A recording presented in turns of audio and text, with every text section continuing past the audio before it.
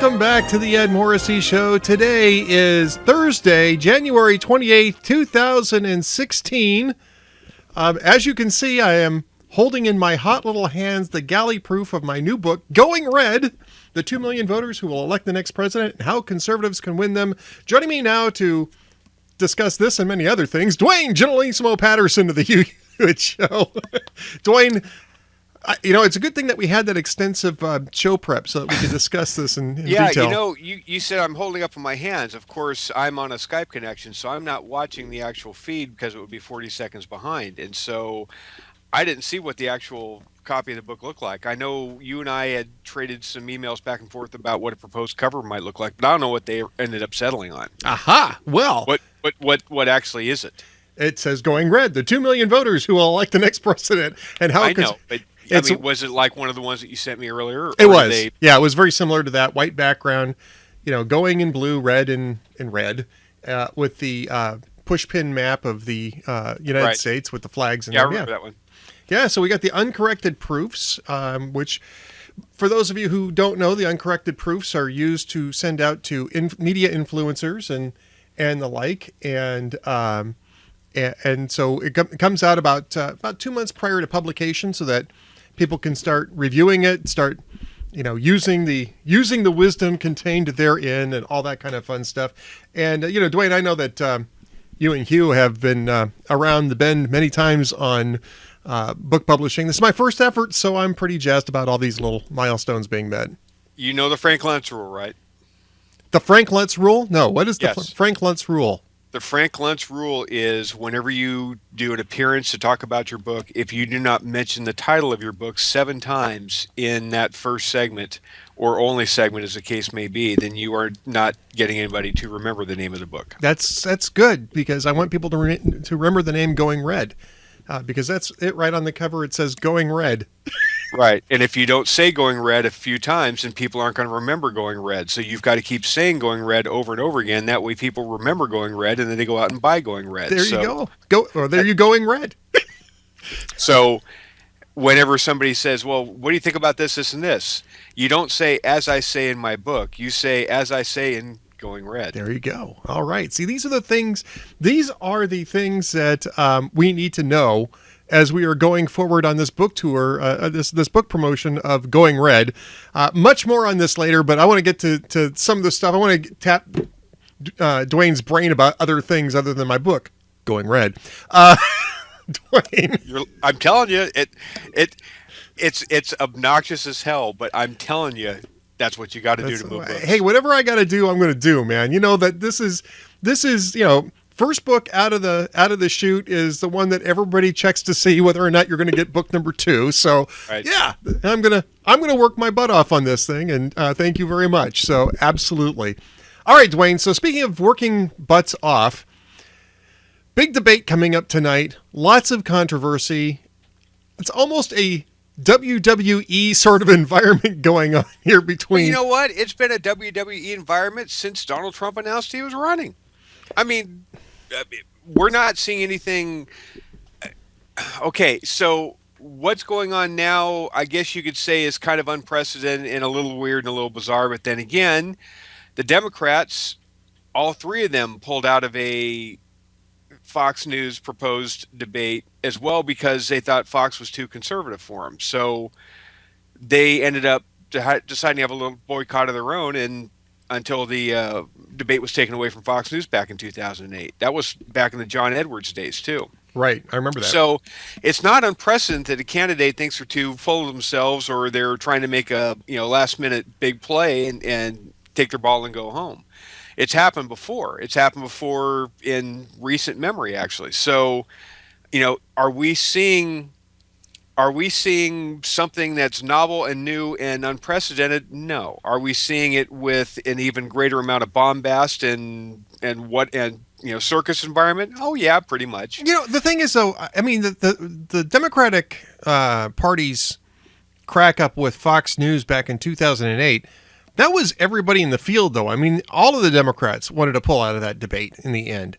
This is just one guy out of a field of probably still too many, but. Right. But that's a little unprecedented, isn't it? That you've got one person who who refuses to show up because of a moderator, of one of the moderators? Um, sure. I mean, anytime it happens, it's outside the norm. So yeah, it's unusual in that aspect of it. Again, if you were to rank the top 10 Trump moments that make you go, okay, so are we having a serious primary season here now or not? Would this rank in the top 10 of Trump moments, of things that he's said and done so far? No, no, no. And Cranky T Rex is saying something in the chat room that I think is a fair point. Is that I really don't like debates anyway, and I think they're kind of silly and they can be, and the deck is always stacked against them being serious debates. They're always trying to turn them into a reality show and turn them into something to make them more, quote, excitable for the masses. But that said, you know what? I'm actually really genuinely, sincerely looking forward to the debate tonight, and not because Trump's not going to be there. There's going to be the obligatory, Clint Eastwood moment where they refer to the empty chair or the empty podium. There's going to be that, and I wish they would avoid that to a degree.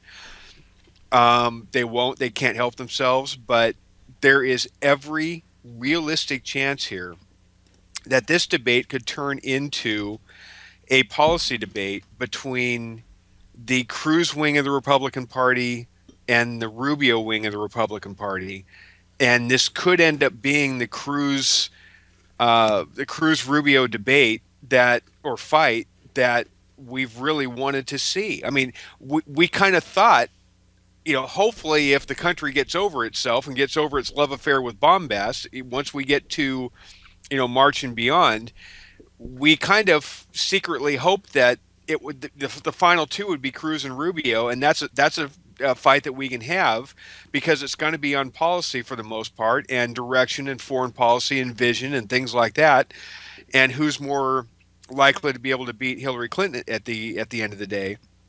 And I think that would be a very healthy fight for the soul of the Republican Party. And so I'm actually kind of looking forward to tonight. Don't give me that. You're looking forward to tonight because Jim Gilmore finally gets back on stage tonight.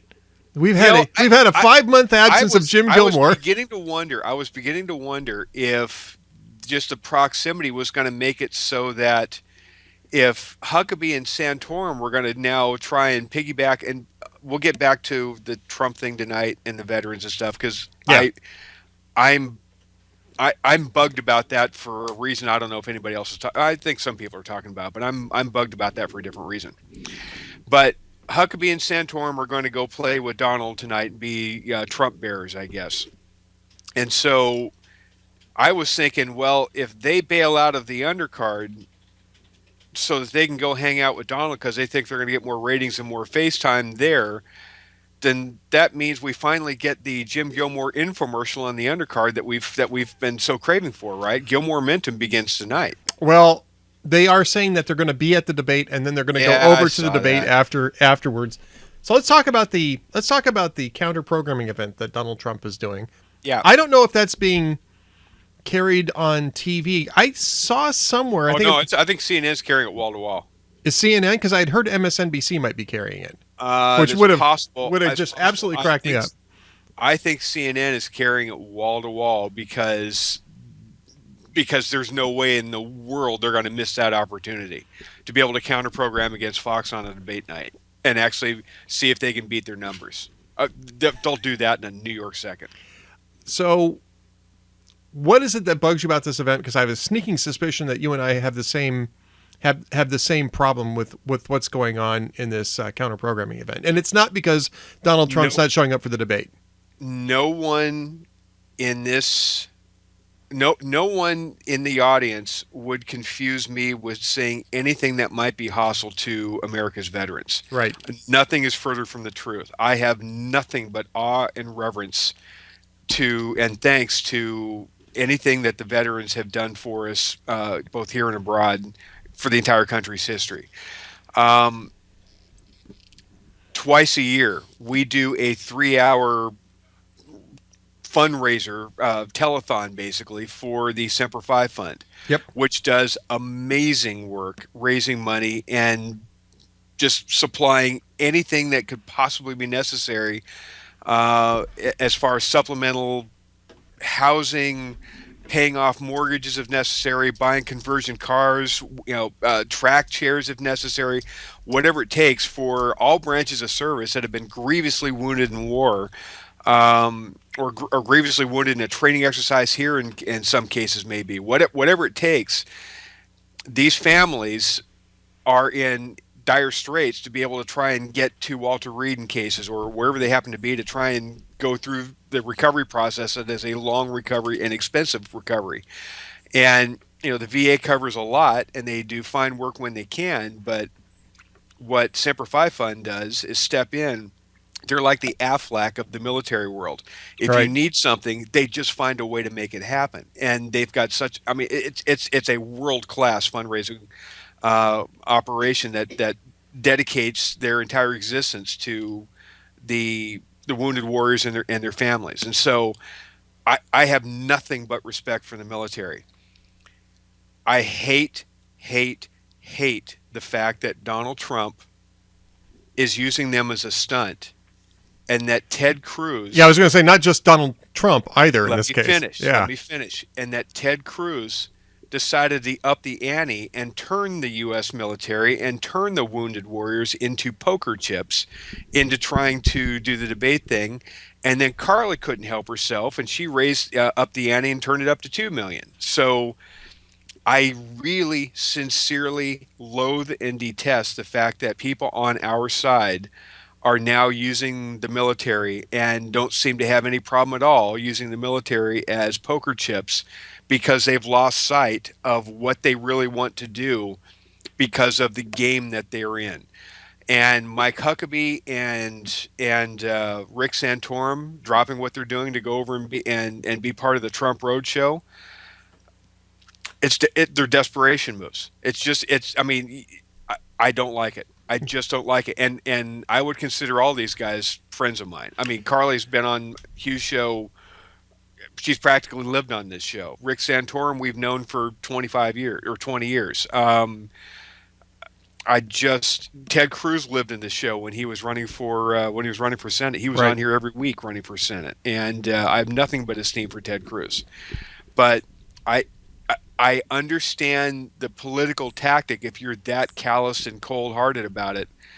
But to me, the winner of the week so far is Rubio, not just because I like his politics, but so far he seemed to stay out of that, and I think that's the smartest move. Yeah, I think it's interesting. That makes sense. Stayed I'm out. explaining myself right. No, and that's exactly the same problem I had with it.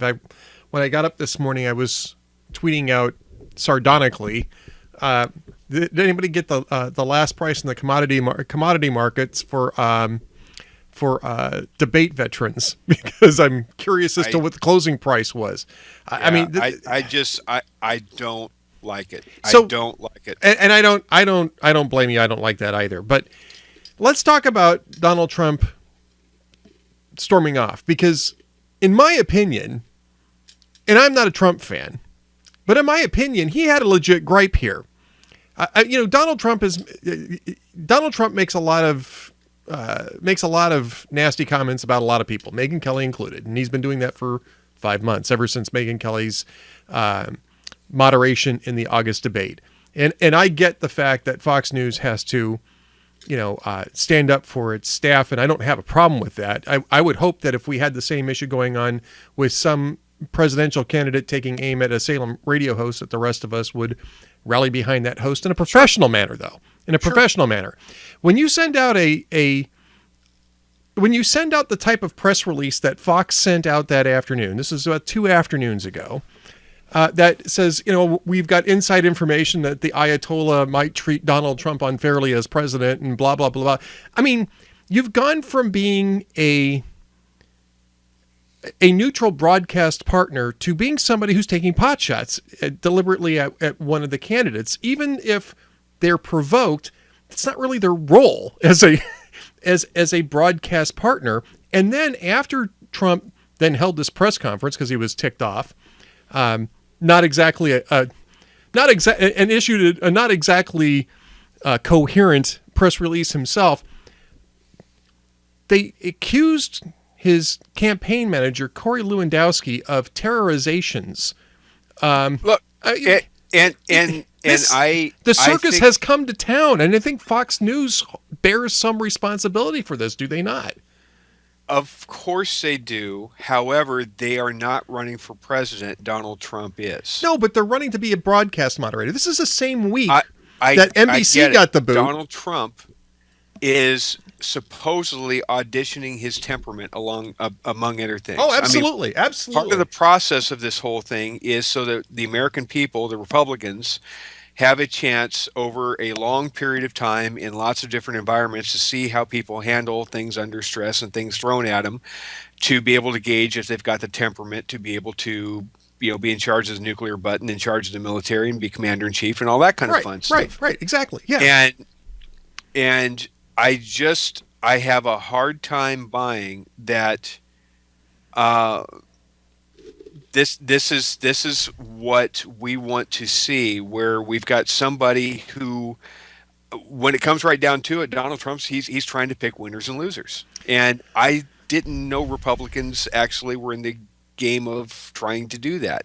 Donald Trump is, I want things my way or else. Yeah. I mean, yeah, I agree with you in temperament.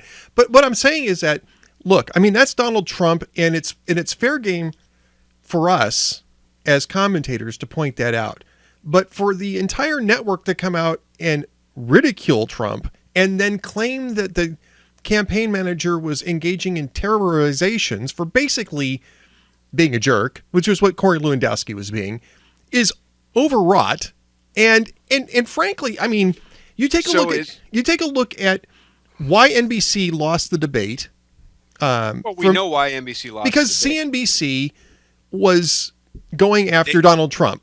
They did not do their homework, and they had an agenda, and they got caught. Well, okay, yes.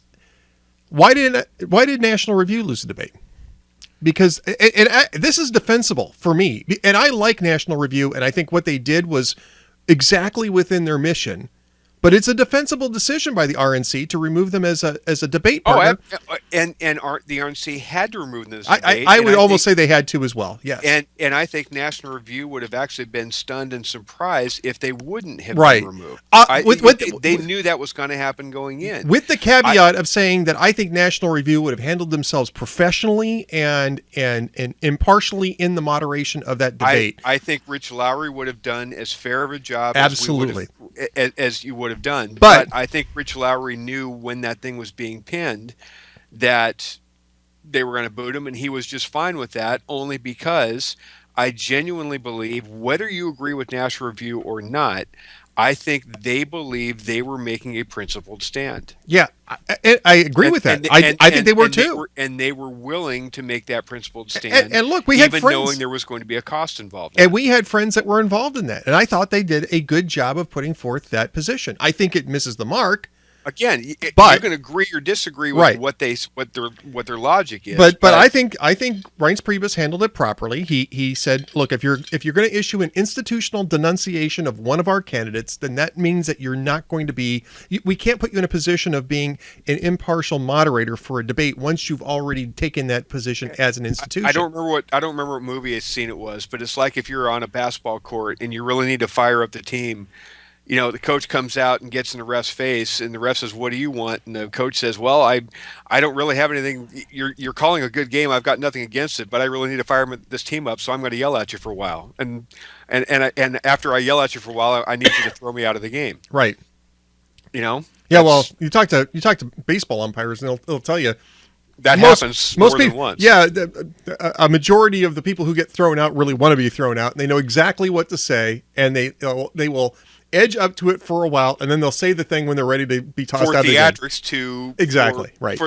For their team's consumption or the crowd's consumption. But my point is that I think that you can defend Megyn Kelly while remaining professional, and I don't think that Fox News was.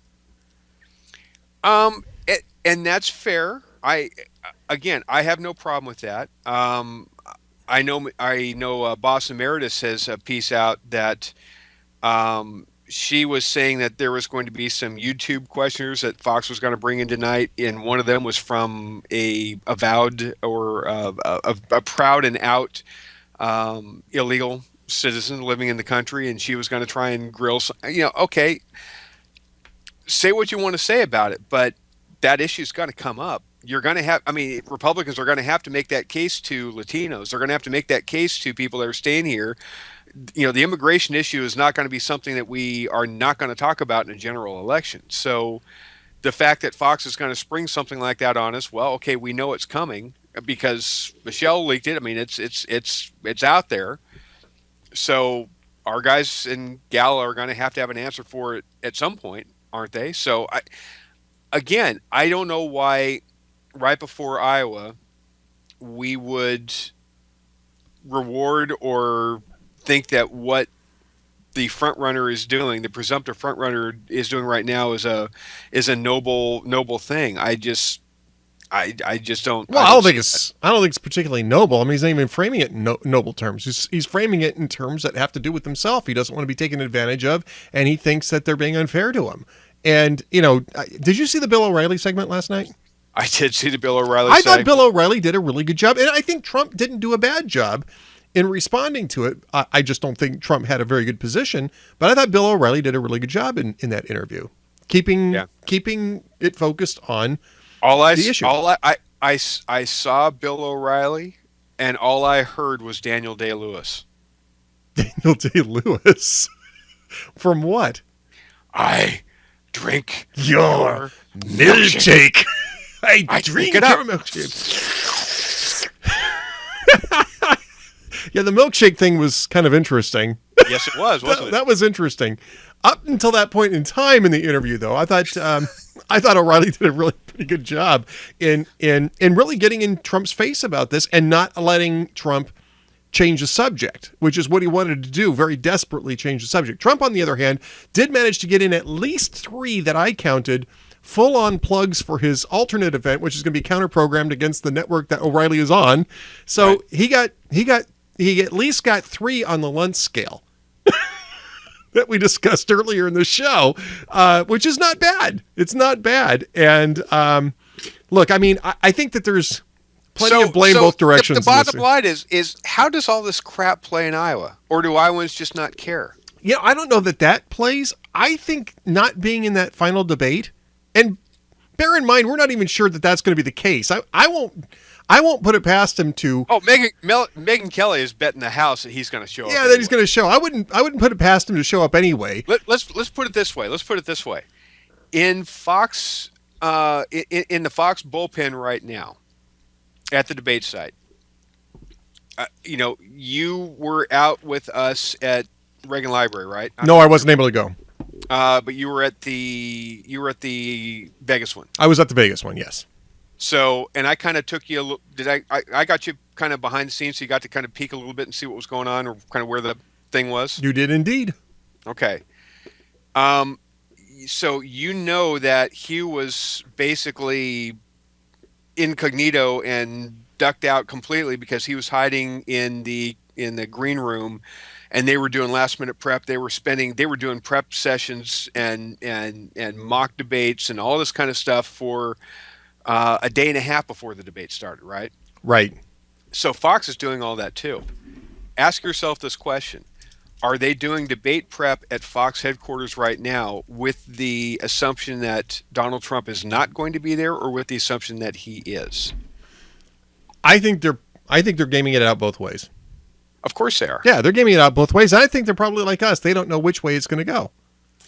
If Donald shows up after all, what do we make of that?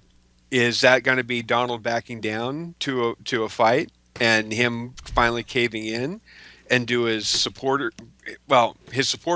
He could walk on Fifth Avenue and shoot somebody, right? And he wouldn't lose any support. Right. But I thought part of the big shtick about Donald Trump was he never backs down from a fight. Yeah, I think that if he shows up, he'll claim some sort of moral victory. I mean, I think that's. I understand that, but will Samson have had his hair cut at that point? No. Not among his committed supporters. No. And honestly, I think not showing up in this case might be slightly worse for those who are still, you know, just Carl on Twitter actually put this really well. The Trump curious. There's a segment of the voters that are full Trump, and then there are the Trump curious, and the Trump curious may be turned off by the fact that he's not showing up for the debate. I mean, they just might be, and they might start looking at some of the other people Dear on stage. God, I just want Marco Rubio to get a question about Trump or something, just to try and mention the 400-pound gorilla that's not in the corner. And I want Rubio or Carly or somebody to come, or even Christie to come up and say, "Hey, you know what? Donald Trump made his decision. He's not here. All of us are. The American people are. Iowans are. So let's talk about the stuff that we need to talk about, because this debate will now actually have a good chance of talking about things that don't revolve around Donald Trump's poll numbers. Let's actually talk about real stuff and launch into it." I don't know how much time there's going to be, and I suspect that once they start bringing it up, and they might not, if Trump's not on stage, they might not bring it up. But if they do start bringing it up, you're going to, at least Chris Christie is going to say, "Who cares? Who cares? Who cares? Let's talk about the issues. He's not here. Let's stop talking about him. Let's talk about the issues. Voters don't care whether he's on stage or not." And there may be a lot of truth to that. So I don't think it'll get far if they start trying to discuss this as a thing, if you will. Okay. So then what we get down to is there is a very real chance tonight that we could actually have a debate on substance. Yeah. Well, as much as I don't like the debates, at least some of these debates have at times touched on substance. And I think Rubio and Cruz basically have been the best at getting to substance on the larger issues. And you still got both of them in the debate. And the bottom line here tonight is Cruz goes into tonight going from a potential winner to a potential loser, right? Because if Trump's in it tonight, Cruz is the attacker. He's the hunter, right? Or the hunter. He's going after Trump. If Trump's not there, then everybody else, he's the big dog on stage. Everybody goes after him, right? Right. Yeah, so I think he becomes a hunted and he becomes defensive. Well, yes and no. It's going to be a lot easier for people to target Donald Trump than it will for them to target Ted Cruz, because Ted Cruz will be there and Ted Cruz fights back. And I know people are saying, well, it's going to be pile on Ted Cruz night. And it might very well prove to be that. But the missing guy is the easy target. And he's also the front runner. And that means that they've got incentive and opportunity.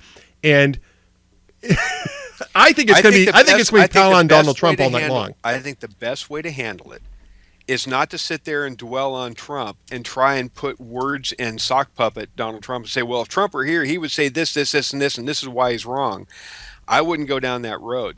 I would treat Trump, if you've got to make a reference to him, as like drive-by mockery and then move on. Well, I think that's always been the best way to target Donald Trump. That's one of the reasons why I think it's inappropriate for Fox News to have done it that way. Right. But I think that's always been probably the most effective strategy for dealing with Trump, is to ridicule him and force him to respond to that. And because he does that to other people. And I think part of the issue for the other candidates is they just don't feel comfortable fighting fire with fire in this case. I think this gives them this is sort of like open season, right? Because Trump's not there to respond. And I suspect that most of the fire is going to come Trump's way. It's an easy target. So we've had, I can't even tell you how many pundits this week. We had some of the candidates, but we had a ton of pundits on this week, left and right, by the way. E.J. Dionne and John Alter of the left both think that Iowa is going to end up in Trump's hands because of late-breaking momentum going Trump's way. I've talked to Guy Benson. We've talked to Eliana Johnson. We've talked to all sorts of people on our side of the aisle, and they still think that Ted Cruz has the ground game to beat whatever air war Donald Trump has. What say Ed Morrissey, since we are, 4 days away? Let's say on Iowa. On Iowa, I think it's going to come down very close between Trump and Cruz. Well, okay, thanks. Well, I know. I still want to say that Cruz's ground organization. After that, I gotta lie down. Captain Obvious. I got to say, I think Cruz is going to pull this out. I think he'll pull it out because he's been working the ground operation there since April of last year. I mean, he's been doing. He just did the full Grassley, right? Yeah, he basically. He just counties? Yeah, I know, and Politico was saying that was actually turned into a kind of a problem for him because it took him into some of the rural areas at a point in time where he really should be focusing on some of the urban areas in Iowa. But he did manage to fulfill his promise. He hit all 99 counties in Iowa, but even without his physical presence there, he's been spending money on organization there. And my next interview coming up is with Ken Vogel, which we pre-taped earlier today. And he actually poses an interesting question as to, the normal wisdom. I don't even want to say conventional wisdom because this is actually the truth. In order to win, you have to be on the ground and you have to have a good ground organization. Except when you're a big celebrity. And if you're a big celebrity, can you get away without having that? And that's we are about to find that out. We are about to find that out. And the answer to that question, and that is, I think people would say in a primary, it's easier for that to be the case because primaries are relatively easy access for voters. In a caucus state, story. It's a completely different story. So if you can get by with that in a caucus state, then you're golden normally. That has implications all the way down the line, all the way down to the general election. However, the problem with that is even if you can do that, let's say you can do that as a presidential candidate, if you're not building that ground organization, it's not just you that's on the ticket. It's the Senate, it's Congress, it's the state legislatures. And if you're not doing that, if you're not building that up all the way down the line, you're going to have a tough time making sure that your coattails are in place, even if you are a celebrity candidate who can carry a country just on the basis of earned media. Okay, so my 1, 2, 3 are Cruz, Trump, Rubio. And so I've got two questions for you. One, are you surprised that Rubio is now within 6 of Cruz, and he seems to actually have a lot of upward growth in Iowa? I will believe that when I see it. Okay, so you're not buying that. I'm not buying it. I'm not buying it. Well, I still think it's 1, 2, 3, but I don't think Rubio's that close. I think Rubio's third place, but I don't think he's that close. I think he's been playing New Hampshire more than he's been playing Iowa. He's been doing both, but he's been emphasizing New Hampshire a little bit more because it fits him a little bit better. And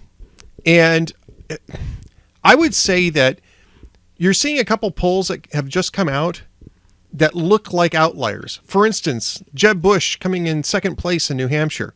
Out of nowhere. Well, but that followed a poll like a week before that said, "Well, here comes John Kasich. He's in second place." That's like every week. Every week there's a different second place person. It's different pollsters, different polling methods, and stuff like that. RCP is pretty good at ironing some of the what do you want to call it? The statistical noise out of these things, but I will believe that Rubio is closing in on Cruz in Iowa when I see it come out of the caucuses. I like Marco Rubio. Marco Rubio is a fine candidate. I like Ted Cruz. I think Ted Cruz is a fine candidate. Okay, well, but he's just not. He's not been playing that well. Never mind the percentages. But you still think the order is going to be the top three will be Trump, Cruz, and Rubio because nobody else is doing anything else in Iowa. Not necessarily in that order. Not necessarily in that order. It'll either be Trump, Cruz, Trump, and Rubio in third place. That is, okay, so and I think Cruz, Trump. So if that's 1, 2, 3, and that's kind of what I think too. I think it's going to be Cruz, Trump, Rubio in that order, whatever the percentages happen to be. Who gets out on Tuesday, or Mike Huckabee, Rick Santorum, Jim Gilmore will get out. I don't think you'll see Kasich or Bush get out because Iowa wasn't. Their firewall is New Hampshire. It wasn't going to be their state anyway. Rand Paul should get out. He won't, but he should get out because he's going to have to run for Senate in Kentucky, and he's going to have to start focusing on that race if he wants to win it. Early. Carly Fiorina probably gets out. If she doesn't get out after Iowa, she's out after New Hampshire because she's just not doing anything. She had that one bump after that one debate, and then. And not that we're talking high percentages here, but there is some support structure, and there is some reasonable support there. If Huckabee goes, Huckabee's gone. I mean, Huckabee's practically endorsing Trump tonight. For that matter, so is Rick Santorum. What the hell are they doing at Donald Trump's event if they're not endorsing him? That's what I'm going to ask. Is this a forerunner? Is Huckabee and Santorum really evangelical and very devout Catholic between the two of them? Are they really going to throw in for Trump? I don't know if Santorum will, but I think Huckabee's been aiming at that for quite a long time, because Huckabee can't stand Ted Cruz, and Ted Cruz is Donald Trump is Ted Cruz's biggest obstacle, and Mike Huckabee is apparently doing the enemy of my enemy is my friend sort of thing. I honestly don't know what Mike Huckabee's doing or what the hell this is about. Speaking of don't know what he's doing, did you see his campaign ad? I heard about it, but I haven't seen it yet. I think Alapundit's writing something about it. Oh, my stars. Yeah, it doesn't mention Huckabee at all. All it does is attack Cruz, right? No, it's a parody. It's basically you know the song by Adele, Hello, which is that really slow dirge that everybody seemed to like in December, and it was basically a really mopey, depressing song. Remember that song? I heard of it, but I haven't actually heard the song. I know about it, though. Okay, they do a bunch of still shots. They did a complete rework of the lyrics to make it all about Iowa and Huckabee in Iowa. And they did all sorts of little video cuts in and out of him all over the state. The girl singing isn't anywhere near the capability and caliber of Adele singing, and it goes on for almost 4 minutes. It's really so basically nobody's going to care. It's like the song's called Hello, but it's basically it's a goodbye funeral dirge for Mike Huckabee's campaign. It's really wild. Mike Huckabee's campaign went bye-bye a long time ago. No, I get that, but I'm just saying when if Carly gets out, where does Carly's support go? Oh, probably, I think you're talking probably towards Rubio, maybe Carson if Carson stays. I mean, here's the other thing. If Carson comes in fourth, does he stick around? If Carson's a distant fourth or worse, does he get out? Yeah, he's got to get out at that point. I mean, they're already firing campaign managers. Because he's never going to win. He's never going to win New Hampshire, and by the time they get to South Carolina, he's not going to have any money left. Yeah, he's not going to win South Carolina anyway. So, right. So he's out of gas at this point. I would say Carson gets out after. Out loud, this week he started picking a fight publicly in his speech with Armstrong Williams. Armstrong Williams is the reason that he's even a candidate. Yeah. Well, his campaign's been in disarray for some time. I mean, let's face it. It's not just the wheels coming off the wagon. I mean, we're talking, sprockets and gears are flying off the engine block here. Right. I mean, Ben Carson is a fine man and a brilliant neurosurgeon. Will make a wonderful surgeon general. Make a wonderful surgeon general or HHS secretary, either one. But he's not a presidential candidate. And I could see him being the next director of the National Institute on Health. I mean, there's lots of places that we could find that would be right up his alley. Exactly, and I think he'd be an asset in a Republican administration. Absolutely. But as a presidential candidate, he's just he just doesn't have it, and I think it's been pretty obvious through the debates that he just doesn't have it. It'd be interesting to see what happens tonight, whether Ben Carson asserts himself a little bit more than he's done in the past. But at any rate, we're almost out of time, Duane, and we got to get to what's coming up tonight on the Hugh Hewitt Show. Tonight on the Hugh Hewitt Show, we are going to be joined by James Hohman, Daily 202 reporter of the Washington Post, good friend of ours, David Drucker, also in Iowa on the ground, and Lilacs will be here, and Mark Preston, who is the CNN hyperbolic manic producer of all their debates and stuff. He's the one that helps Hugh do all of his show prep when he does debate stuff for CNN. He's going to join us to talk about all the nonsense about what Fox did right, what Fox did wrong, what they should be doing, and where this whole debate process is going. Well, we're going to be looking forward to that. You guys going to talk a little bit more about going red on I'm counting down the might list. be talking about Going Red if we actually got one of the advanced galley copies of Going Red. Well, But that's on, that's on sadly, its we way. have not gotten a galley edition of Going Red, so it makes it really hard to talk about Going Nobody, Red. nobody's gotten it quite yet, but yeah, absolutely, we're going to make sure that you guys get a copy AS and AP, so that you guys can start talking about Going Red, the 2 million voters who will elect the next president, and how conservatives can win them. Coming out on April 12th, folks. One big way is not to treat people like poker chips. That is one big way, actually. Yes, and that's actually one big way. it's one big way. Take maybe your strongest base of support among many, but one of your stronger core support. You don't treat them like bargaining chips. That's really something you don't want to do. Yeah, that's a good point. I get you can make a real good political play for it and really try and stick it in the eye of your political opponent, but that's bad form. It's bad form. Bad form. So it's coming up tonight in about an hour and 20 minutes on the Universe, HUGHNIVERSE.com, the troll-free web surfing experience for Hugh Hewitt fans. I'm a member. Duane's a member. You should be a member by this point in time. Duane, if people aren't a member, they can tune it in on the AM radio band, but if they can't find it there, what can they do? Well, they should find that general manager at the station and dare him, challenge him, that you will give $2 million to some wounded warrior schlep outfit somewhere if they carry Hugh's show. I was just going to say, or you could just boycott it. You could just walk away. Or you just boycott the station. Just boycott the station. That usually works. But if it doesn't, you can go to HughHewitt.com. And go to a different station and raise money for vets. There you go. On a different station. Right. All right. So there you go. That's what you can do, folks. But you can also listen to it on HughHewitt.com on the audio stream. Duane, Generalissimo Patterson of the Hugh Hewitt Show, thanks for being with us, and we will talk to you again next week, senor. Sounds good. See you guys. See ya. All right. Coming up now is Ken Vogel, my interview that I recorded with him earlier today. Joining me now on the show is Ken Vogel from Politico.com, out in the field most of the time, reporting on politics, and has a really interesting update, I guess you can say, on the Clinton Foundation and its positioning for 2016. And that's up at Politico.com right now. And Ken, welcome to the show. Hey, great to be with you, Ed. The Clinton Foundation is looking for a lower profile. You don't usually find that with major charitable organizations for them to be taking a lower profile, but it does make some sense what you're reporting in today's Politico for them.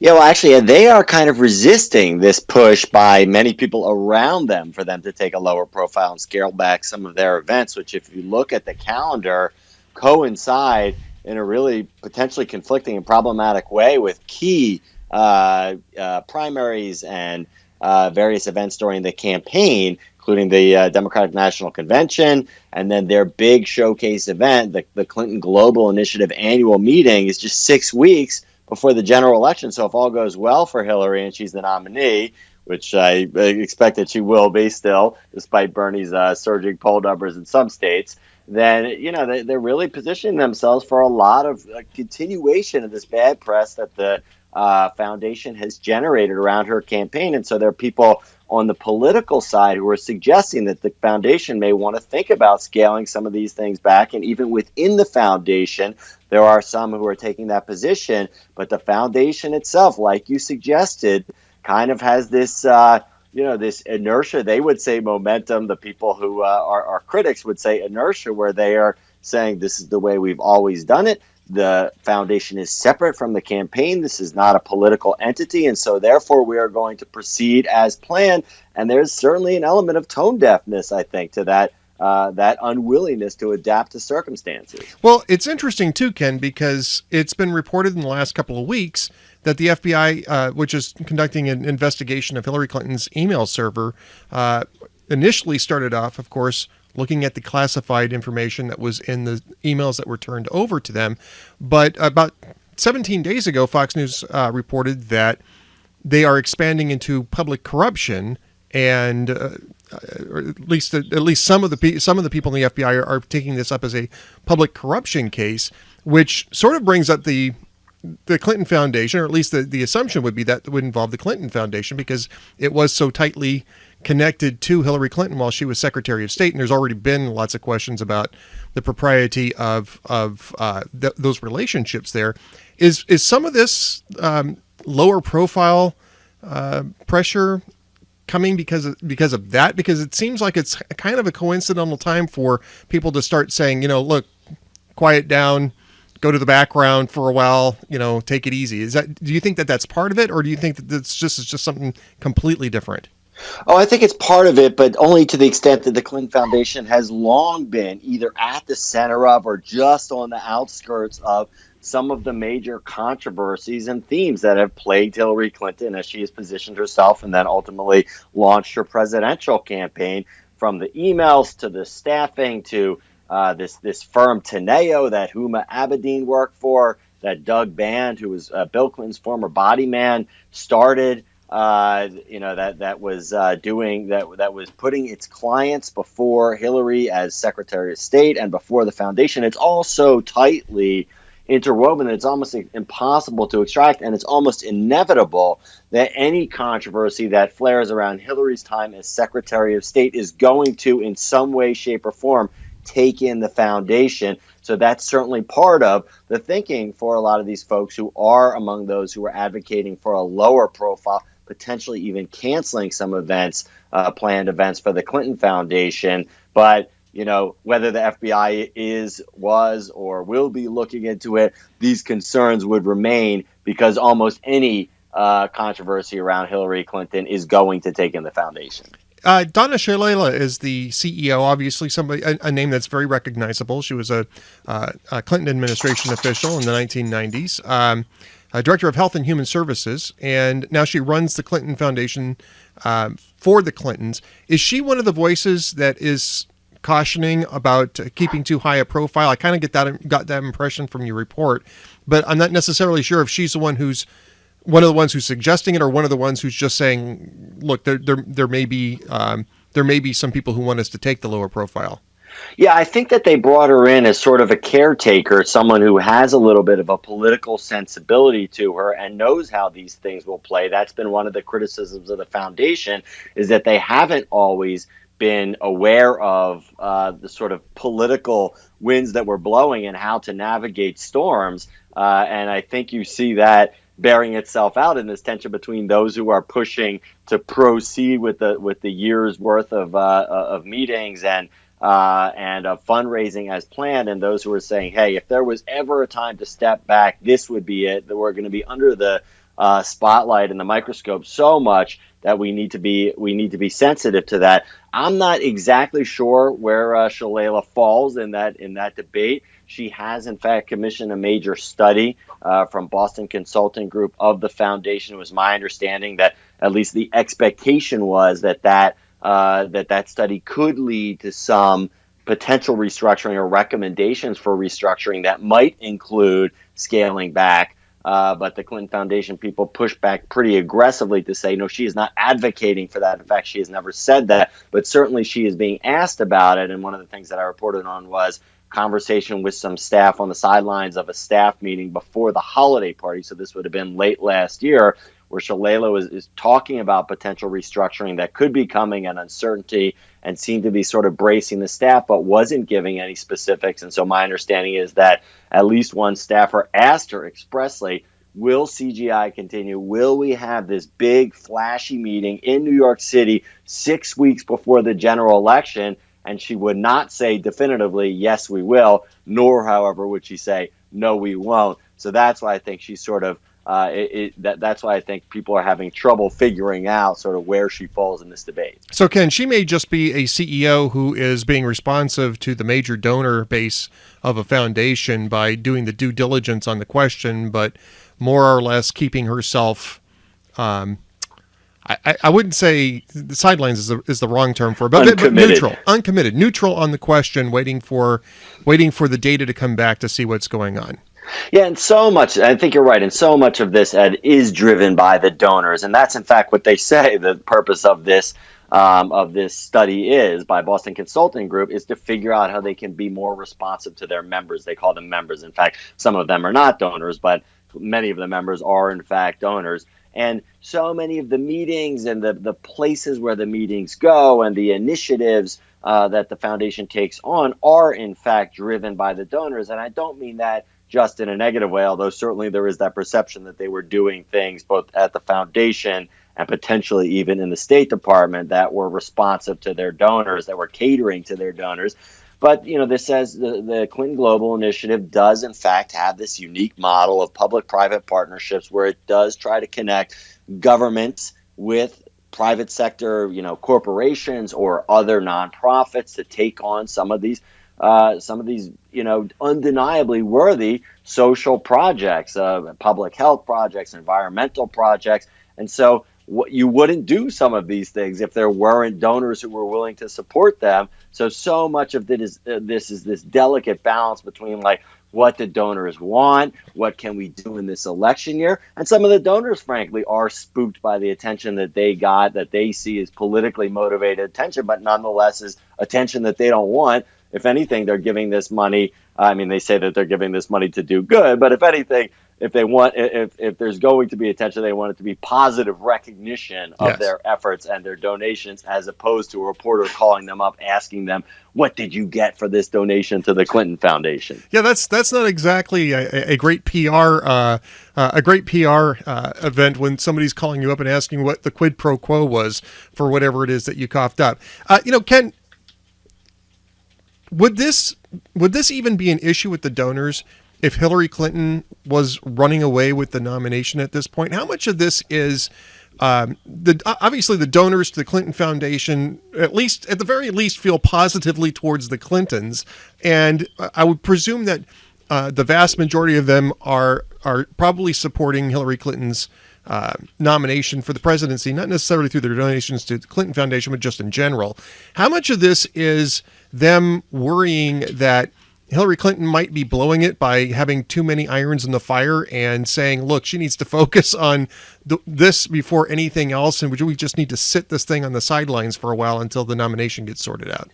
Yeah, there's certainly that pressure coming from her allies. I'm not sure if it's necessarily the donors, though certainly, like you suggested, there is, in some cases, those are one and the same. The foundation donors are her supporters. So, yes, I think that people are looking at it that way. Another thing I should mention is like a lot of these corporations, corporate donors and individual donors, yes, they want to do good, and that's why they give to the foundation. Yes, they want positive press, and that's another reason why they give to the foundation. But a lot of them also do want access to the Clintons, and now that is a particularly strong selling point, even as these other two things might point away from donations to the foundation. You have this person whose name is on the foundation who could potentially be the next president of the United States. And even as her campaign has struggled at times, that's still like a pretty compelling reason for access donors to want to give to the foundation. So there is this balance. And the foundation, in some ways, they have a meeting coming up next week. And this is yet another example of seemingly very poor timing. This meeting is supposed to be just days after the Iowa caucus and just days before the New Hampshire primary, headlined by Bill Clinton and Chelsea Clinton of Clinton Global Initiative donors and members in New York City at the Sheraton. And that while there has been some diminishment of the interest in some of these past Clinton Global Initiative meetings, probably because of the controversy surrounding the foundation, my understanding is that this particular meeting has very high interest, and at least part of that is, according to my sources, because people want to get close to the Clintons during this pivotal time period. It would be pretty cool to be hanging out with Bill Clinton and be able to hear his assessment of the Iowa caucus and his assessment of what's going to happen in New Hampshire, and that sort of plays into this idea of one of the reasons why folks might want to give to the foundation if they want to get close to Bill Clinton. What better time to be close to Bill Clinton? Indeed. Well, there's more in Ken's report. You can read it at politico.com, but I want to touch on a couple other things with Ken. We've got the Iowa caucuses coming up here on Monday, but it's a packed political schedule between now and the caucuses on Monday night. First off, we've got the Republican debate coming up tonight. 2 Republican debates actually coming up tonight.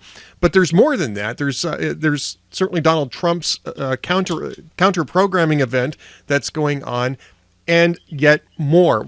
You were telling me before we got on the air, Ken, that this is that already some of your colleagues seem to be pretty close to burning out, and this is a bad weekend for them coming up. Tell us what's happening.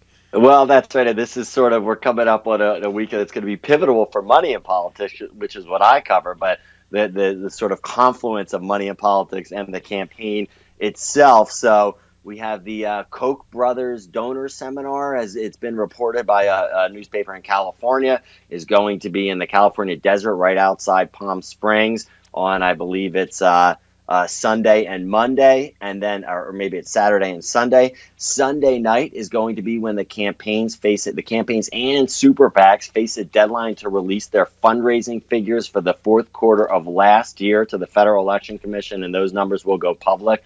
And I think they will be very revelatory, because we see a lot of campaigns that are doing things and we're unclear sort of why they're doing it. Marco Rubio's campaign, for instance, scaled back some of its advertising buys. They say it's just strategy. I hear maybe they're having some money problems. We'll know for sure on Sunday night. And then, of course, how these campaigns perform in the Iowa caucuses is going to be critical for either sparking additional support, particularly from small donors who are just sort of starting to pay attention and want to get on board with a winner. If a campaign does well in Iowa, that's huge. If a campaign that's already struggling for money doesn't do well in Iowa, that could potentially have a really detrimental effect. So we're sort of bracing for all this action that will really start determining the shape of the primary. And for a lot of these reporters, myself included, who have been so closely following this for months and staying up late and working really hard, it's like, wait, now we're just starting? I thought we were already well into this.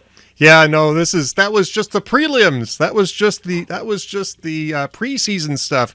Yeah, one of the things I think is interesting, and one of the data points that I'm looking for in the Sunday releases is how much money that Donald Trump's campaign is spending, not how much it's taking in, because Donald Trump has been claiming, not quite accurately, that he's running just on his own on donations, small donations, and his own firepower, but he hasn't been spending a lot. He's done a few ad buys. He's certainly been working on at least a little bit of get out the vote organization. He's contracted with L2 voter mapping, which I know pretty well, and is pretty solid information. But is he on the ground? Does he have a traditional get out the vote effort, or is he just relying on on the top level messaging, sort of celebrity enthusiasm to get people out? What is your sense of that? I mean, that is the pivotal question, certainly. And a lot of people there's been a lot of skepticism about his willingness to spend money, both his own money in the campaign and then the campaign's money, on this type of very fundamental blocking and tackling type of politics that is necessary to get out the vote and to translate that enthusiasm into actual turnout at the caucuses in particular, but also in the early primary states.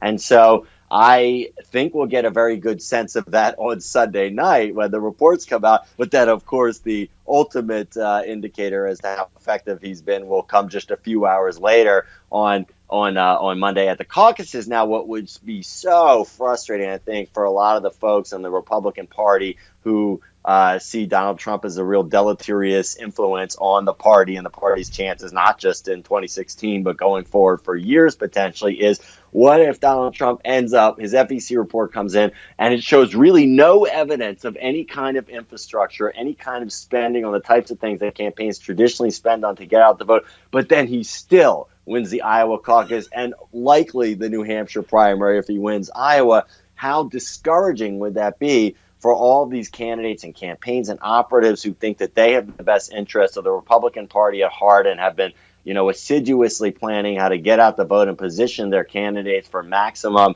potential to win the primary, but even more so potential to win the general, that Donald Trump doesn't spend a dime and could still maybe not run the table, but if he does well in Iowa, that is certainly a possibility. It is a possibility. Now, looking at the other side of the aisle, Hillary Clinton's campaign started hinting that Bernie Sanders might outraise her. I mean, certainly that's the type of thing that you'd say to donors when you're trying to really, shake their pockets out so that you can get every last remaining cent out of them.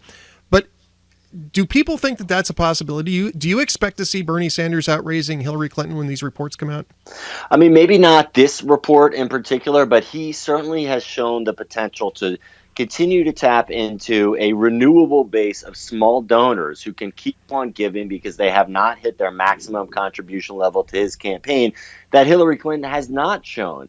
And a lot of that is excitement in the grassroots. And there is an imbalance there where Bernie does have more excitement in the grassroots and the types of folks who form sort of a small donor base than Hillary Clinton does. I think there's concern about that on her campaign. But the thinking is that if she, locks up the nomination, as almost every model suggests that she will, that eventually those folks who were small donors to Bernie will get on board with her and she will have her own small donor base. But I think there's a lot of risk in that because if he does well in Iowa, New Hampshire, and some of these early states, as he very well could, then it becomes that much harder for her to win over his supporters, and potentially it does pose a risk for her odds of winning the nomination.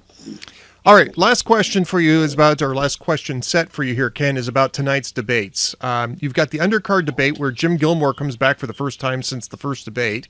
And even though he's not even showing up on polling any longer, you've got Donald Trump off doing a counter event. Is that going to be televised? Is there anybody televising that against Fox News? I'm not sure, but it seems like good C-SPAN territory if I were doing C-SPAN. Could be a C-SPAN sort of thing. Huckabee and Santorum now are both saying that, or at least their campaigns are saying that they're going to go from the undercard to the counter programming. How do you think that's going to be received with the RNC? I mean, the RNC is just in such a tough situation with this, with really everything related to Trump. And they've tried to be the neutral arbiter. Obviously, they want there to be debates, so they want there to be their candidates in the debates. But Donald Trump has just thrown such a monkey wrench into this, and it's just impossible. I think, we sort of now have this track record of people predicting how Donald Trump's extremely unconventional strategy, if you could call it that, and moves will affect not only his own campaign, but the other campaigns in the race more generally. And, at almost every step, it's turned out totally differently than the conventional thinking would suggest. So I'm not even going to try to predict. I do think that the main debate, Trump not being there will be really, in some ways, could be really bad for Cruz because now he's the leader and everyone piles on him. And Cruz, was landing some blows when he finally went after Trump in the last debate. He might not have won, but he certainly, I think, performed well and showed that he could stand up to Donald Trump, which really none of the candidates have been successfully able to do to that point. True. With Trump gone, though, maybe makes an even easier target. And I suspect that the fact that he's gone is going to be a major theme for everybody who's on the stage, maybe in both debates. And we'll see. We'll see what happens. Ken Vogel, of course, Politico.com. You can read the article and plus all sorts of different other things from Ken Vogel at Politico.com. The link is in the show post. His Twitter handle is at Ken Vogel. So you should be following him on Twitter if you're not already. Ken, thanks so much, and try to survive the Iowa madness this weekend if you can. Hey, you too, Ed. I enjoyed it. Joining me now on the air, Salena Zito from the Pittsburgh Tribune Review and from RealClearPolitics.com. Joining me, Trib Live, by the way, for Pittsburgh Tribune Review. Joining me now to talk a little bit about tonight's debate and what's going on in Iowa. Welcome to the show. Thanks for having me on. Well, okay. So, Salena, the other thing I wanted to talk to you about, because you just reminded me of this, and I had forgotten about it, is your grandchild, your first grandchild, is on the way and should be here in the next month or so, right? Should be due right around St. Patrick's Day, which is why I will probably miss CPAC this year because I don't want to be that far away from, the joy of my family. Well, of course not. Of course not. So, we'll tell you everything that went down at CPAC. That's all right. And it's also the beginning of that's when the Ohio primary is as well. And I know probably everyone's like, wait, why aren't you talking about Iowa? I feel, I've had this feeling for a while that this is going to go a lot longer than people think. And so I think Ohio will still be in play, and I want to make sure that I'm there since I literally live 24 miles away from the state border. See, there you go.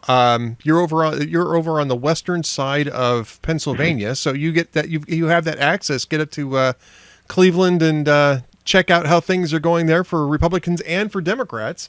And so, have you been in Iowa? I have not. My focus, I made the decision looking at how disruptive this race is, that it would be better to start my coverage in South Carolina. So I've been focusing my reporting on that, and I'm heading down there next week.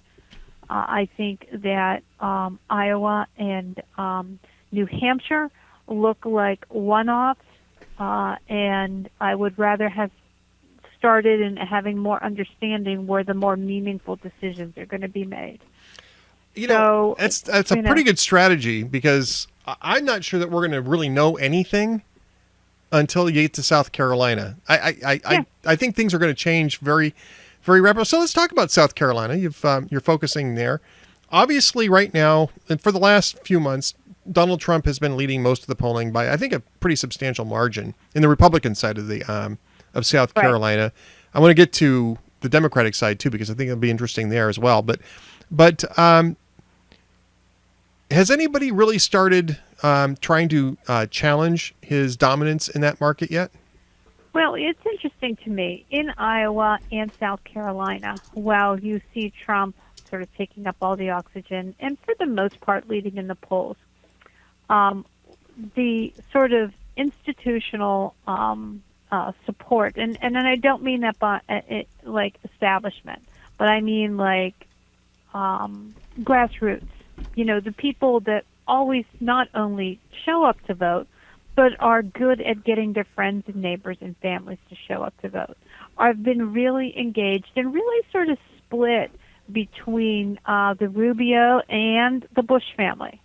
So, I would keep an eye on both of them, and I would also argue, to keep an eye tonight on Marco Rubio.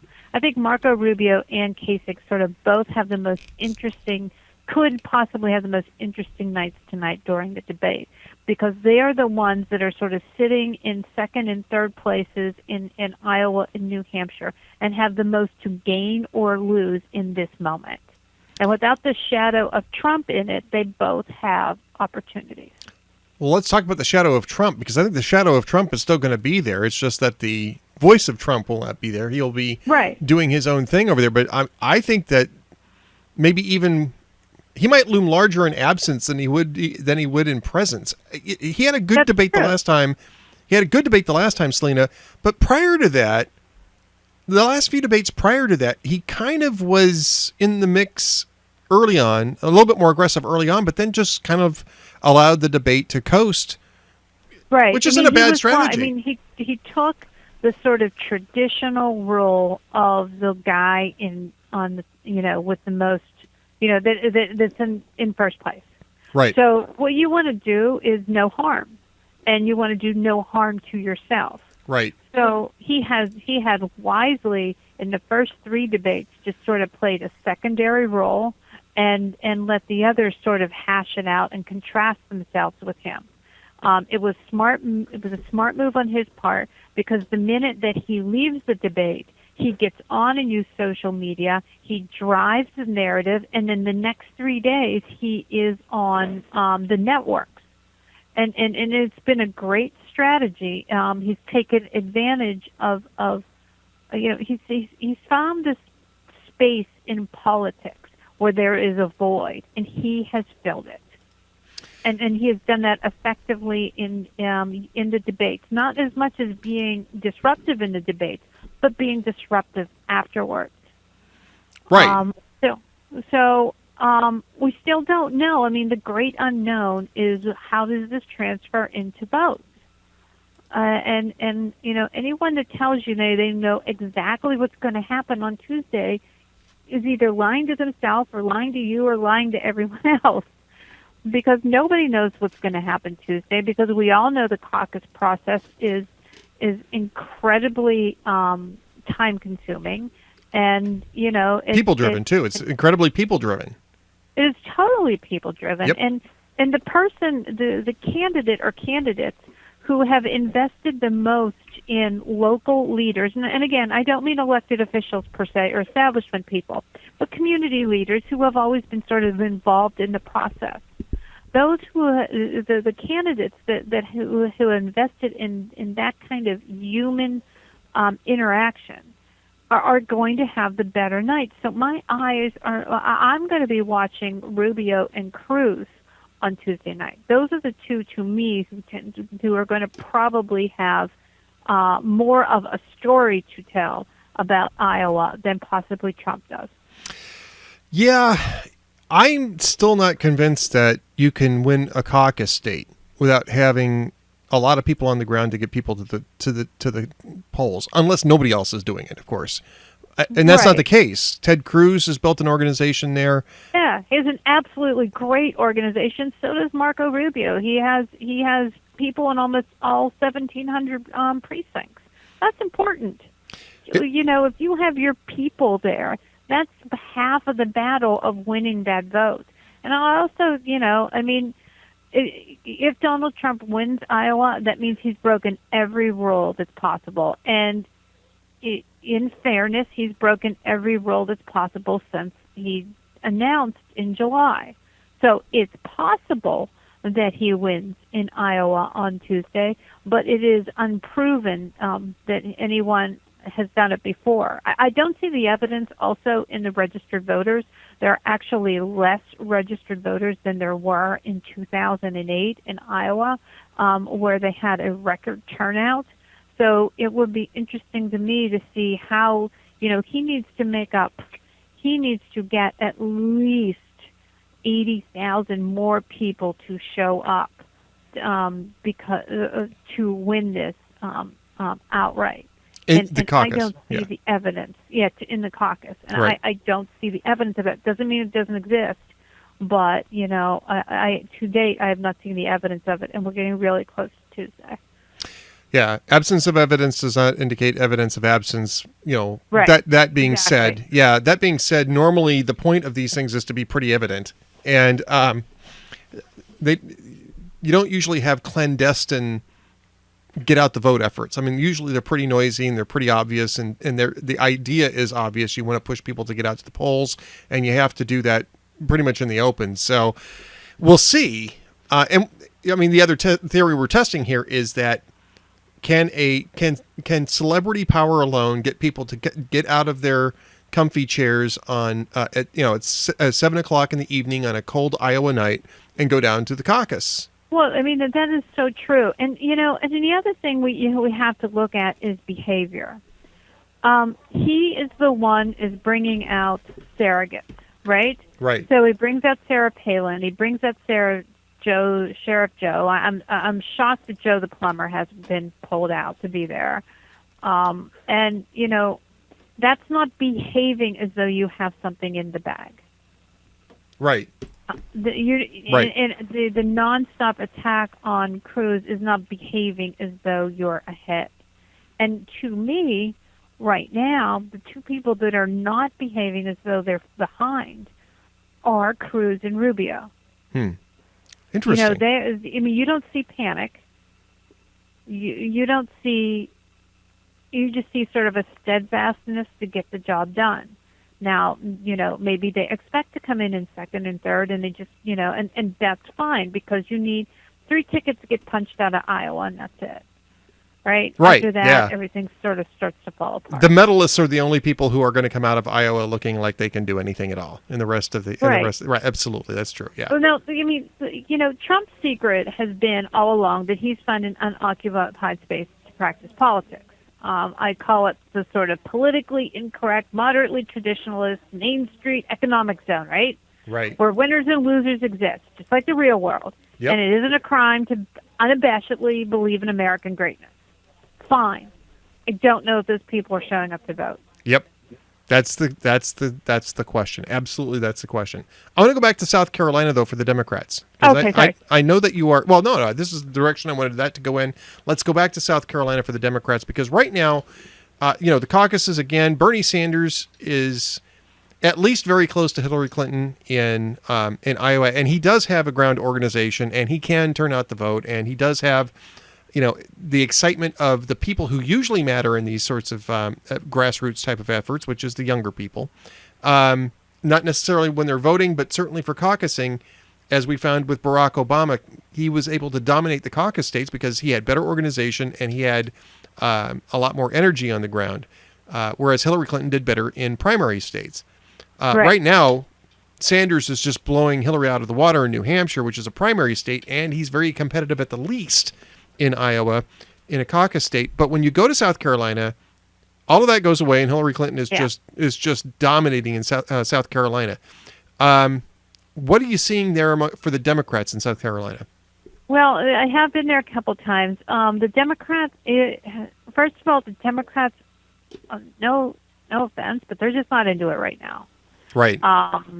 That doesn't mean they won't be, but they're not engaged and as excited for either candidate. Now, Hillary has done a good job in getting establishment Democrats to back her, ones that snubbed her in 2008, like James Clyburn and several other sort of black activists that are prominent in sort of getting out the vote. But the people that show up to vote, they're not that into either candidate. Hillary holds a commanding lead, almost 40 percentage points as of today in the NBC Harris poll. But she also held a commanding lead at this point in 2008. The tides had not shifted yet. Bernie has not gone down to seal the deal yet. He has, and I would say wisely, focused on the first two states and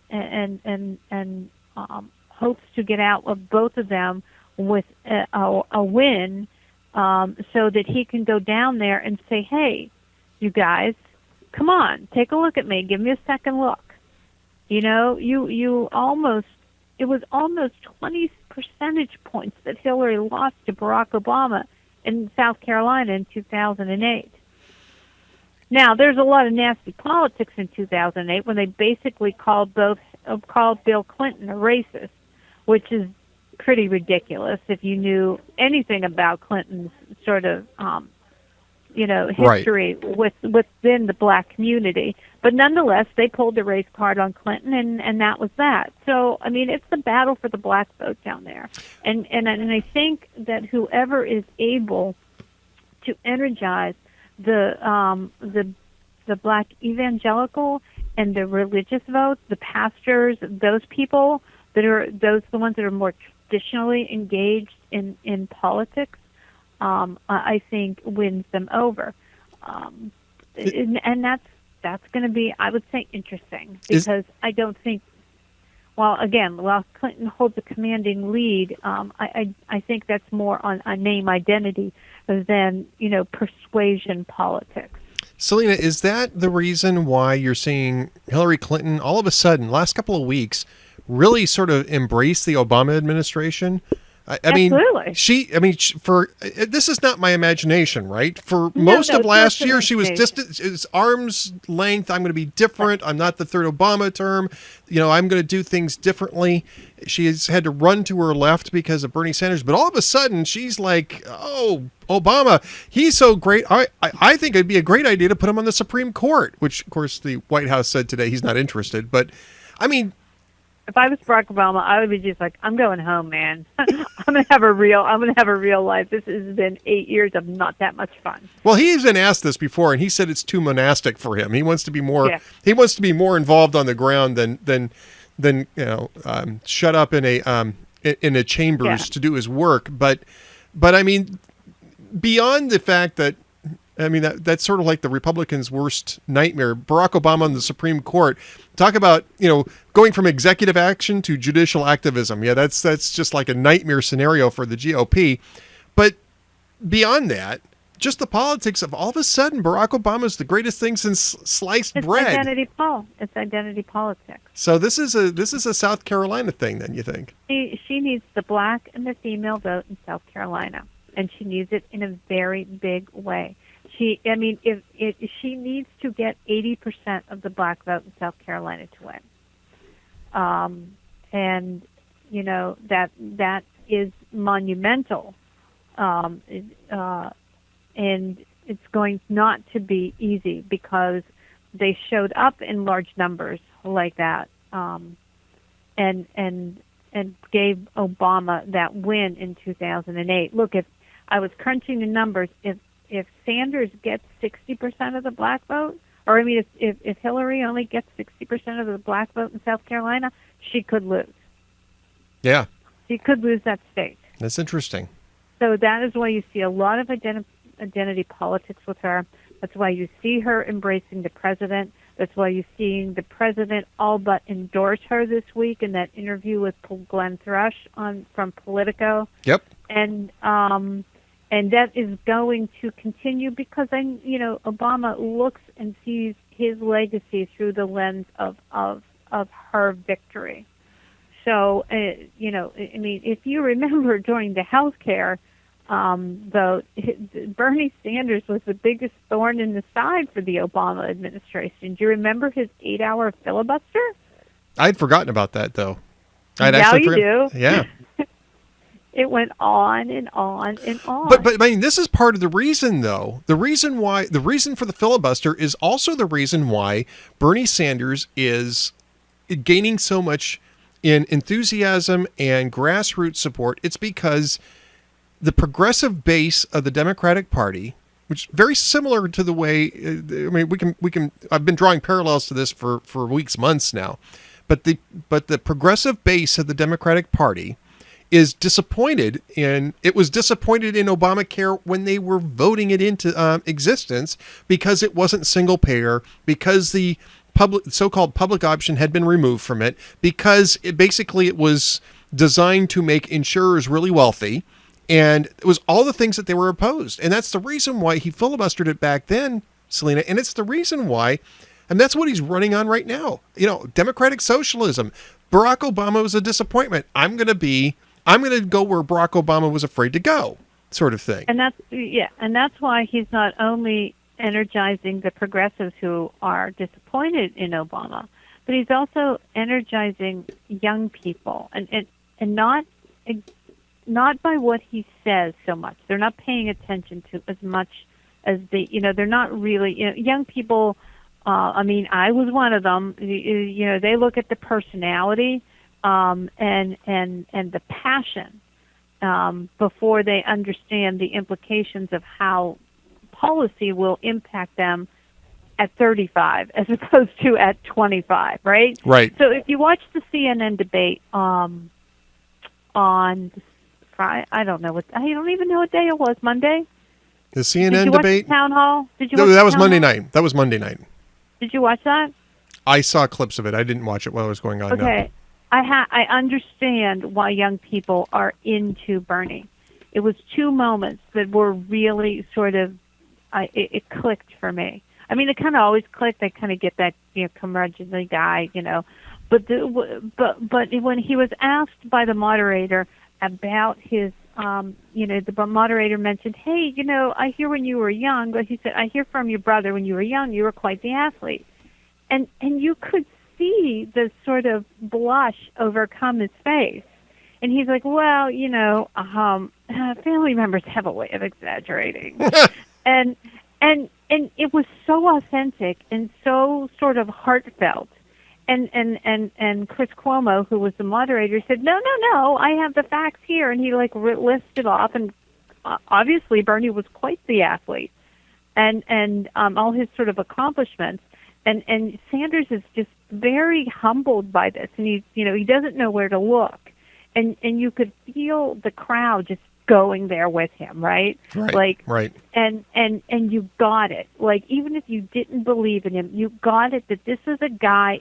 This is who I am, and I'm not anybody else, and I'm never going to pretend to be any else. And his being that genuine, I understand why young people get that. Well, I suspect that Sanders is likely to pull out Iowa because Hillary she didn't do well in Iowa 8 years ago, and I don't think she's actually an Iowa kind of person. And I mean, she's in Philadelphia today, raising money with Right. Wall Street people. I mean, come on. So what does that tell you? It tells you that that South Carolina's her actual strategy. She's sending a message that I need to raise money for the long game. And she does. She really does. And She does. And what is fascinating to me is that Sanders has not only outperformed Obama in terms of crowds, but he's also outperformed him in single donations. Yes. And that means something. Yeah. It actually means something. It indicates the type of broad support he's getting from grassroots voters. Last night, Drake University held their mock with the students. Their mock caucus. It's something they do every cycle, and it's had pretty great accuracy. In 2008, it was Obama, Edwards, and Clinton. Everybody laughed it off. I was there for that. And last night, it was Sanders, O'Malley, Clinton. Really? And all I tweeted was 2008 flashback. Sanders, O'Malley, Clinton? That would be shocking. That would be shocking. Yeah. I mean, especially because the Democrats' caucus is much more rigorous than the Republicans. Democrats have much more of you have to hit that 15%. If you don't, you're out. And it's much more elongated, and there's a lot more bartering going on than the Republican one. So it's going to be an interesting night. It will be an interesting night. I'll be up here, but not too far away from Iowa, about 3.5 hours from Des Moines, where I'm at. But I'll be up here watching the returns, and I think I was there. I think I was there 4 years ago for the Republican caucus. No, in fact, I didn't go. I ended up not going, and I went to New Hampshire instead. But in part because where do you go for the caucus? I mean, you can go to Des Moines and go to the party headquarters and stuff like that. But it's not like a place. It's not like a central place to be. Exactly. So I think the overall lesson from this year for people to think about is that radical populism and demagoguery often go together. Yep. And I think we're in the middle of both that. And tyranny has two potential sources: corrupt leaders and a corrupt citizenry. The former takes license with abuses and powers, and the latter becomes disorderly. To quell that disorder, tyrants have to be brought in. So, or as Madison famously put it, liberty may be endangered by the abuses of liberty, as well as abuses of power.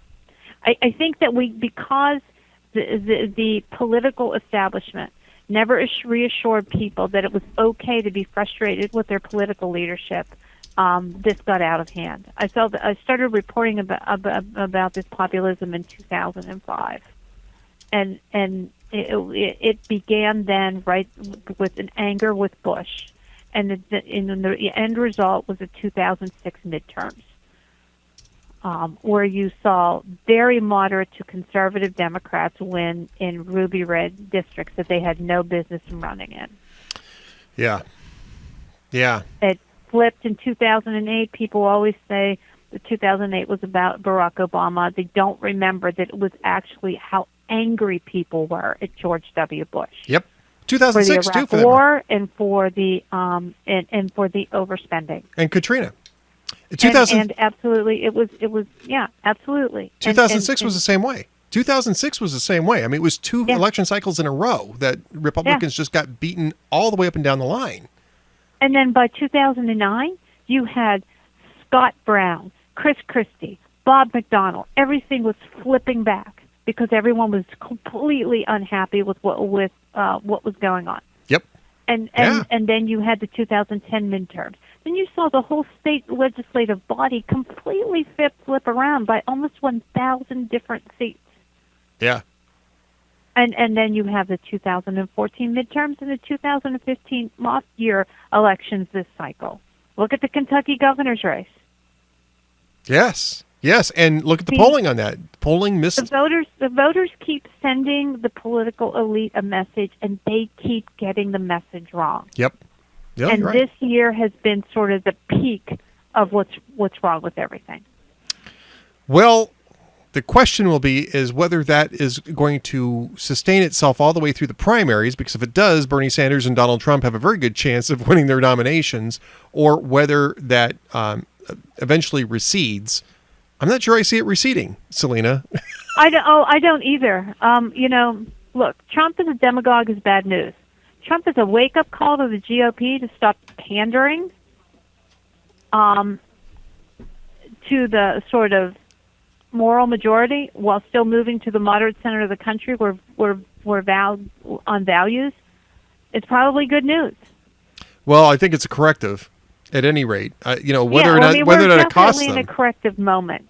160 years ago this month, the Republican Party was formed at a convention here in Pittsburgh. And it would be the beginnings of the Republican Party were 1820 during the Missouri Compromise. It took 36 years to actually finally get there. You had the free soils, you had the free Democrats, you had the independent Democrats, you had the know-nothings. There were so many wave elections and so many populist moments, and we had a different speaker every year. We had a different president from a different party every 4 years. That's disruptive politics. Yep. And we're in the same place. Interesting. Very, very interesting. Salena, we're just about out of time, but... We're very nerdy. You and I are both very nerdy. But I just want to make a mention here because I'm promoting this book all day today since I've got my galley copies in the mail.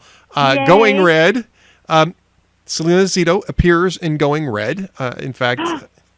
Well, you knew that. I interviewed you. I know, but did I have my red cowboy boots on? I can't remember. Well, I mean, you don't appear as in a photograph. They wouldn't let me put photographs in there, but I'm going to put photographs up on the website once we get the website up and running, which should be next week, by the way. Sometime next week. We finally got the URL, the domain name thing straightened out. I bought the domain names. I bought a couple domain names just to make sure that we had them. And they said, oh, yeah, that's easy. We'll just transfer the domain. Well, it's been going on for 2 weeks. Turns out it's not. Theoretically, it's really easy to transfer a domain name. In practice, in theory, it's easy. In practice, not so much. But it's finally gone through, or at least it's in process now. And the final transfer of the domain should be on Monday. It's going to be goingredbook.com, and of course, the book is Going Red. And Salena Zito makes an appearance in that book. And Salena, I'm going to make sure you get a galley proof of that because I want to make sure that you get a chance to read it and comment on it at the Pittsburgh Tribune Review, triblive.com, and at Real Clear Politics, realclearpolitics.com. And, of course, that's where you can read everything that Salena's writing. She's also on Twitter, very active, engaged Twitter-er. Is that? I don't know. No Twitterite, Twitteronian. I have no idea whatever Twitter user at Salena Zito Trib. And if you're not following her already, you should be ashamed of yourself. You should get right on that. Salena, thanks so much for being with us today. Thank you so much for having me. Have a great day. You too. Salena Zito has been my final guest for today. Once again, we can finally put the cover up on the screen, Going Red, because the books, the proofs are out. This is the book. I have it in my hot little hand. This is not the final version of the book. This is what's called a galley proof. It's got a soft cover. It doesn't have the index. It's basically kind of a like a Xerox quality print of the text, but it's the pages as they will lay out in the book. It's got all the chapters and stuff like that. Plus, it's got the dedication page, which I've dedicated it to my wife, and also for my son, daughter-in-law, and granddaughters. So that is, I was very happy to do that. It will be coming out on April 12th. You can pre-order it now through Amazon.com. You can also pre-order it through Barnes & Noble, and I don't have that link up there, but it's available on Barnes & Noble for pre-order. And there's going to be a Nook version. There's going to be a Kindle version. Plus, there'll be an audio version. And I think we're going to start recording the audio version in the next couple of weeks. We've just been able to identify a pretty good studio, or a very good studio here, not too far away from where I live. It is not a pop-up book. Mr. Fastbooks wants to know But you know what? The pages just basically turn themselves. It's such an easy read. The pages just turn themselves. Look at that. I've already read the book. A number of times, actually. As I've been going through the process, I've already read the book. So, yes. But it is not a pop-up book. It will be out in hardcover. So you will see that should come towards the end of March to me. When it comes, I will make sure I show it on the show because I'll be very proud of it when I see it come that way. And there we go. My cousin Mike has the Penguin Random House page site for the book. And like I said, lots of things going on with this. Very, very, very exciting. I'll be tweeting more about it. I'll be putting it up on my Facebook page, my public profile Facebook page. You'll be seeing me mention it probably occasionally at hotair.com. I know I did yesterday with the RNC post because the RNC had a good year in 2015. They had a really good year, finished up strong. They're way ahead of the Democrats. I mean, the Democrats are in not very good shape going into 2016. That's good news for the Republicans. Commenters weren't terribly impressed by it, but it is actually good news for Republicans, and whoever wins the nomination will be very happy to have an RNC that is actually financially sound and ready to roll out a get out the vote effort that is described actually in detail in Going Red. So if you want to know about that before the convention comes around, you definitely want to get the book. And Salena actually and I talked about that in some of our conversations in the book as well. So lots of things to know for the upcoming election, and I hope that the book helps people out with it. Tarantino's writing the screenplay. Kurt Russell will star in the film adaptation. Yes! It's called The Swing 7. The Swing 7. And Kurt Russell will play Hamilton County. All right. Don't forget tonight's debate start at 7 Eastern time for the undercard debate and what I'm calling the Gilmore Gang, and 9 Eastern for the main debate. So you'll be up until about 11 Eastern tonight, trying to chew through all the debating that's going on. Will Donald show up? I don't know. We'll find out. I imagine that the Hugh Hewitt show will at least be on and covering the undercard debate because some of that's overlaid. I don't know if they're going to stay on the air as the other debates are going on. Sometimes they do, but if they don't, they don't. And Duane will have it up in the universe, so you should stick around in the universe and do the live chat room there. Until Tuesday, we'll come back. It'll be the day after the Iowa caucuses. I'll have Andrew Malcolm on with me. We'll talk about the results of the Iowa caucuses. We'll try to get a couple of guests on that can speak more to that, and probably talking about some campaign fundraising as well. So that'll be 4 p.m. Eastern time, 3 p.m. Central, 1 on the left coast on Tuesday. So be sure to stay tuned for that. Let's see. Cranky T-Rex is skipping both events. Yeah, I kind of had to skip the last couple of them myself just because I had schedule conflicts, so I can't get away with that this time. I have to sit and watch these things tonight. So there you go. Speaking of which, Cranky T-Rex, the man who keeps the chat room going and has all sorts of fun with it and makes us have all sorts of fun with it as well. At Cranky T-Rex on Twitter, crankytrex.blogspot.com is his blog. He writes for buzzpo.com and occasionally for hotair.com. Be sure to thank him for all the hard work that he puts in here. It's great to see Monster back with us. e3gazette.blogspot.com is his blog, and he's on Twitter at @SumErgoMonstro. And so you can follow him if you haven't already done so, and you can get scolded when you don't tweet grammatically correctly, which is actually kind of fun.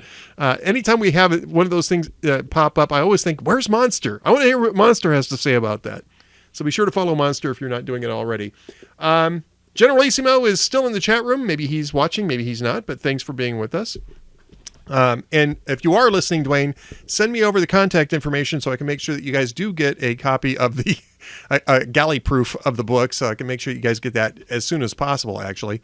That way you know what we're talking about. All right.